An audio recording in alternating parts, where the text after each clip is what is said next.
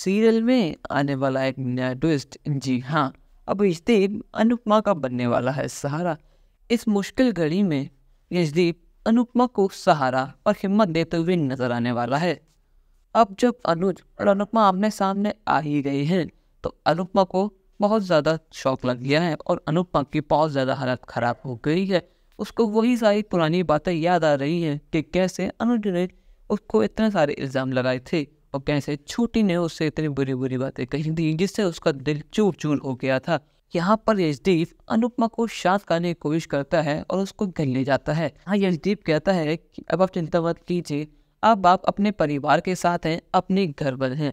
ये बात सुनकर अनुपमा बहुत ज़्यादा खुश हो जाती है। उसे लगता है कि अमेरिका में भी उसका कोई परिवार है, उसे कोई अपना कह रहा है जिससे मैं अपने दिल की बात शेयर कर सकती हूँ।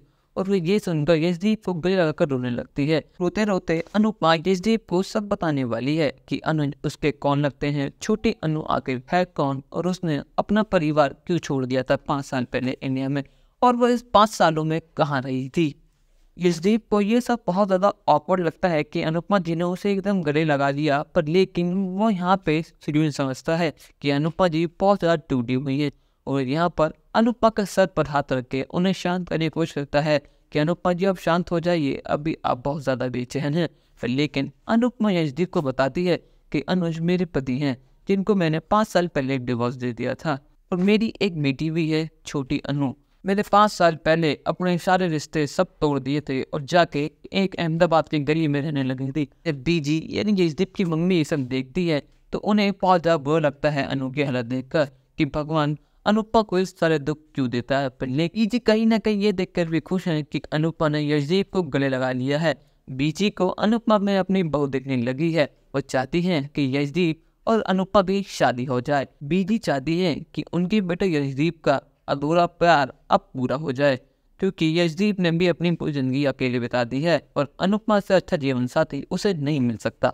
यहाँ बीजी भी अनुपमा को शांत करने की बहुत कोशिश करती हैं कि पुत्र तू अपने घर में है, तू अब शांत हो जा। और ये सब पीछे खड़ा तोशु देख रहा है। तोशु किंजल के कहने पर मम्मी को लेने आया है। उसका बिल्कुल भी मन नहीं है, पर लेकिन वो किंजल के कहने पर यहाँ आ तो गया है, और वो भी इसलिए क्योंकि उन्हें एक काम वाली बाई चाहिए, उन्हें मम्मी नहीं चाहिए।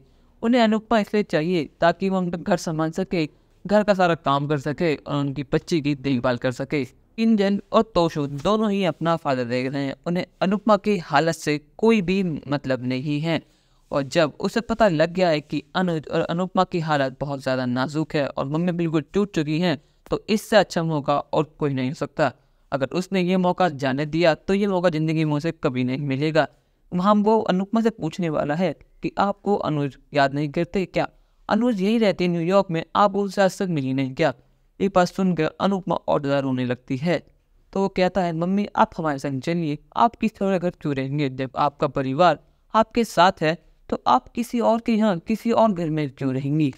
पर लेकिन अनुपमा भी एक मन है, वो अपने बच्चों से कब तक गुस्सा सकती है। पर लेकिन अनुपमा ने अब तय कर लिया है कि वो अब रिश्तों के जाल में बिल्कुल भी नहीं फंसेगी। वो तो फिर साफ कहेगी कि तू अपना स्वार्थ देख रहा है, तू यहाँ खुद नहीं आया, तुझे यहाँ किंजल ने भेजा है, और जिस गली से तू आया है उस गली लौट जा, मैं यहाँ से कहीं नहीं जाने वाली हूँ। दोस्तों, अब आपको क्या लगता है अनुज और अनुपमा एक हो पाएंगे? अब जब छोटी अनु ने अनुज से कह दी है कि अब आप मेरा मरा हुआ मुंह देखेंगे अगर आपने अनुपमा से बात करने की कोशिश की, तो अनुज अब नेक्स्ट स्टेप क्या लेगा? क्या यशदीप और अनुपमा की लव स्टोरी आगे बढ़ पाएगी? अपनी राय हमें कमेंट करके जरूर बताएं और चैनल को नहीं सब्सक्राइब तो कर लें। धन्यवाद।